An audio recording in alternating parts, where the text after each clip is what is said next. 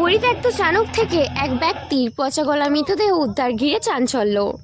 পরিত্যক্ত চানক থেকে এক ব্যক্তির পচাগলা মৃতদেহ উদ্ধার ঘিরে চাঞ্চল্য। আসানসোল দক্ষিণ থানার কুমারপুরের তিলাবাদ এলাকার ঘটনা, যদিও মৃতদেহের পরিচয় পাওয়া যায়নি। প্রত্যক্ষদর্শীরা বলেন, সোমবার দুপুরে পরিত্যক্ত চানকের মধ্যে মৃতদেহ ভাসতে দেখা যায়। খবর পেয়ে ঘটনাস্থলে পুলিশ পৌঁছায়। ইসিএল এর রেস্কিউ টিম এবং দমকল বাহিনী পৌঁছায়। শেষ পর্যন্ত ইসিএল এর রেস্কিউ টিম এবং দমকলের চেষ্টায় মৃতদেহ উদ্ধার করে। পুলিশ মৃতদেহটি ময়নাতদন্তের জন্য আসানসোল জেলা হাসপাতালে পাঠায়।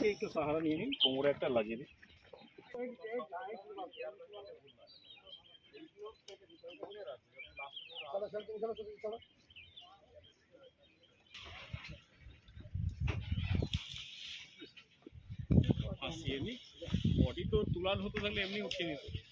ইয়া করো, ইয়া গেল বাস।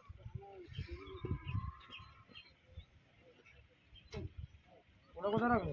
ওটা রোডটা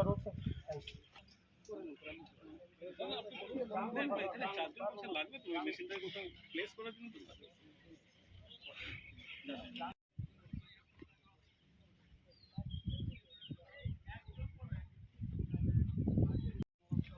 রাজু, জল খাও।